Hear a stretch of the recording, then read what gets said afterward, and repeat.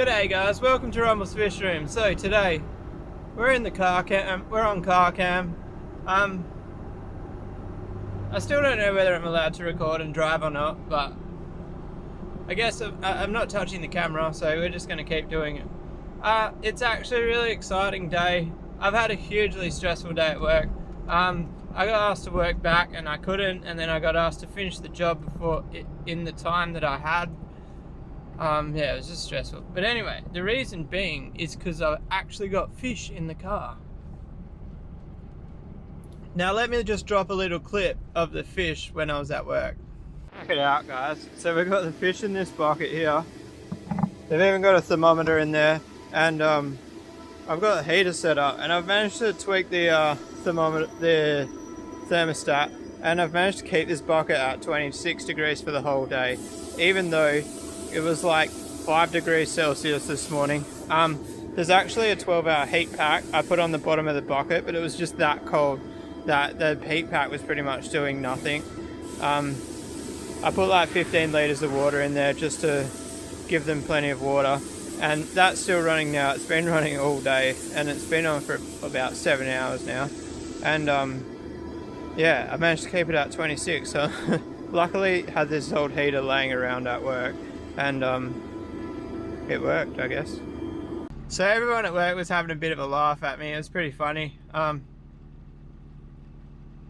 kind of like brought it on myself, but I like took the bucket into work and showed everyone. I guess I could have left it in the car, but honestly the heat pack was doing absolutely nothing. So basically I put the heat pack on it when I left home, and then the water was 28 degrees when I left home. I got to work, and 30 minutes after I started work I checked it, and it was down to 25 degrees, and that's with the heat pack on it. So that was 3 degrees. That's about the limit of how low I wanted to go. So that's when I brought it inside and put the heater on it, and it took a while to get back up to 26, but we kept it at 26 for the whole day, and my car's pretty warm too, so it's all good now. Obviously, like, temperature, they will survive below, like, down to like 19-18 degrees, but with the white spot I've had in the fish room lately, I don't want to risk that temperature fluctuation. The white spot's completely gone out of my room, and the tank these fish came out of isn't actually linked to that tank in any way at all. I just think it's just in the back of my mind now, and I'm just going to try to be conscious of that, of trying to keep temperature within 4 degrees, because like I think I've said on here before, but Paul at Morley Aquariums, like, he told me that from what he's been told, if the temperature fluctuates more than 4 degrees, that can trigger white spot, even if no fish in the tank are showing any signs of white spot. So I'm just going to use that as a rule of thumb and try keep fish within 4 degrees, and if I get new fish, I guess just try and keep an eye out for white spot when I dump them in and that sort of thing. But anyway, so the only problem is now we're going to pick up the new fish before... Did I tell you we're getting new fish? Yeah, anyway, we're getting new fish, guys. I've got to pick up the new fish before I drop off the fish in the bucket. So I've got a handy dandy Sarah Flora bucket there. I've actually got heaps of Sarah Flora buckets, and I've never ever used it as a feed. So people have just given me the buckets over the time, and they are quite handy. So we've got to get to this person's house, out the front yard of their house, swap the fish into that bucket, because I want to put the new fish into the big bucket, because they're a bit more, they're worth a lot more money, and basically once I leave this house, then I've got to drive to Mandurah, and then I'm going to the gym actually. So the new fish are going to be in the bucket for at least 2 hours, maybe a little bit longer. So in 600 meters, turn left onto Rockingham Road. Hey guys, we've got to turn left. So I want the new fish in the bucket in short because they're going to be in there for an extended period of time. The bucket with the air stone is what I'm referring to. But anyway, now I'm actually just dribbling rubbish. I probably won't film now between now and getting home, maybe? I don't know. Alright, no, maybe I'll do the 2 transactions and then we'll jump back into car cam and I'll let you know if anything interesting happened. Alright guys, so transactions went well. The discus were maybe a bit better than I was expecting. Basically, the girl I bought them off said they were around 10 centimeters, and looking at the photos, I thought they were more like 7 to 8 centimeters, but I was wrong. They are 10 centimeters, which is great. So they're the same size as the biggest discus I have currently. She was super nice. She's swapping to Polini. I think she might get a bit of a shock with that one. But I gave her a couple of words of advice. Obviously, if you've had Polini, you know what the problem there is.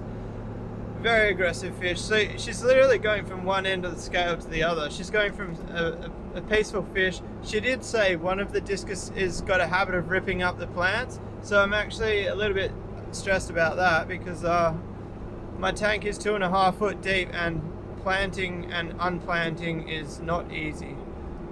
Hang on. Unplanting is easy because it just falls out. But planting isn't easy. In 600 meters, use the left 2 lanes to take the slip road to Perth. We're turning left, guys. Is that left on the camera? Or does that look like I'm pointing right? I'd be pointing right from your view, right? Use the left 2 lanes to take the slip road to Perth. I'm looking at the camera like, oh, I'm so confused right now. Am I pointing left or right in your view? Continue for 1 kilometer. When you're standing opposite someone, I point left, to you it's pointing right, but then the camera is mirrored, so... Oh my god, I'm so confused. Can you tell I'm tired, guys? Anyway, so... In 600 meters, merge onto Kwinana and I dropped off the Freeway, Africans. State Route 2. Can you please stop talking? Oh, sometimes you just gotta grit your teeth and drop fish off. I think they might be okay, but there was some big fish in the tank that the guy was putting them in. But I told him the size of the fish. It was his risk. Continue on State Route 2 for 39 kilometers. If I refused to sail to everyone that put fish in tanks that I didn't really like, I wouldn't sell any fish. But I think I dropped off like 8 fish. I reckon you should get at least 4 survivors.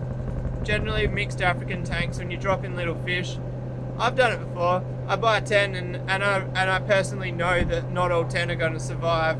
So I guess even though I cringed a little bit, I've done exactly the same thing. So good luck to him. I hope they all survive. Especially he bought a couple of star sapphires. That would look really cool in his display. But anyway, I'm back at the point of rambling. Chit chatter, chitter chatter chatter. Anybody think I like hearing the sound of my own voice? And well, I actually don't, because when I edit the videos, I've got used to it now. Have I been vlogging for a year, guys? I should have a vlog birthday. It must be getting close. But anyway, what was my point? Oh yeah, I still don't really like the sound of my own voice when I'm playing the videos back, but I have got used to it. Anyway, let's get home and I'll show you the fish. Alright guys, and we are home. I just want to talk about this for a minute. I can't get it out. Battery operated air pump. If you don't have one, buy one. So in short, the reason why, if a fish is in a bag that is sealed with oxygen, somehow, write it in the comments if you know, read the comments if you're more interested in in it than my description. I should have done research before I did the video, but this isn't a how-to channel, this is a vlog, so if you want to learn how to, maybe just Google it. Nah, but that was probably a pretty dumb thing to say. But anyway, I'm not going to edit it out, we're going to leave that in there. In the bag, somehow the ammonia doesn't become active because it's sealed away from the environment stuff in the air. But anyway, so a fish with a bag can last like up to 4 days. You put a fish in a bucket and they only last like several hours. It's something to do with the CO2 exchange or oxygen or something with the ammonia. I don't know. Anyway, point being, battery operated air pump. I used to think that it wasn't a necessity. And I recently found out that a fish in a bucket for 4 hours isn't the same as a fish in a bag for 4 hours. I learned that the hard way. But yeah, 20 bucks on eBay. I probably won't remember, but if I do, I'll drop a link below. Anyway, let's have a look at the discus. Alright, so please don't judge me. You probably will. But I don't have a net in the house. So I'm going to very gently lift the fish in. Guys, obviously with discus, quarantine them. Don't do what I'm doing. Basically, the discus that I have in the tank are basically worth nothing at this stage. So I'm actually putting nicer discus in with crappy discus. So the fact, so do you get what I mean? Like the chance of losing the others is less worrying to me, but I will be worming them straight away. Not that I don't trust the person I got them off, just because I feel like with discus it should be standard practice to worm them when you get new ones. By the way guys, don't expect them to stay this bright. They're in a black tank. They're obviously going to go a lot darker. It's just going to be interesting to see how dark they actually go. Alright, so I can't remember the names of them. Is it a heckle or something like that? Red melon and then snake skin. I'll give you guys an update in a couple of days, let you know how they're going. They're the same size as my two biggest ones in here, which are clearly hiding at the back there. I really need to get this African out. Did I show you guys the African? So that guy was living in the wheel, and then the other day when the tank flooded, there must have been high enough water level that it got out. So it's completely stunted because it's been in there for like over 6 months, if not longer, and not getting food. And I kind of want to take the breeding pair of Neon Blue Acara out. I want to make this tank discus, cories, Siamese alligators, and tetras. The Neon Blue Acara, I think, are just that little bit too aggressive for the discus. And I need to sell one and just keep the breeding pair, I reckon. Alright, I'm going to wrap it up there, guys. Obviously, as usual, drop comments. Let me know what you think of the new discus. Let me know what you think of making it more discus exclusive. I think I'm leaning towards that. And what else? I don't know. I enjoyed this video, did you guys? I like just making fun of it. I feel like I've taken a positive turn in my vlogging the last couple of days. I'm enjoying it again. I don't know if you guys noticed the last, like, with the whole sickness and all that, with what happened in the fish room, it brought me down, it brought my vlogging down, and I just wasn't myself, and my videos weren't themselves, and we weren't growing in subscriptions. But let's push it now. Let's get back into it. Let's become a YouTube sensation. Nah, I'm joking. My goal was 1,000 subs. I don't really know where to go from here. I guess my next goal should be 1,500. But from here, I've actually exceeded my own expectations, so anything's a bonus. But if you like this video, guys, give it a thumbs up. If you want to subscribe for more, somewhere down there's that little red button.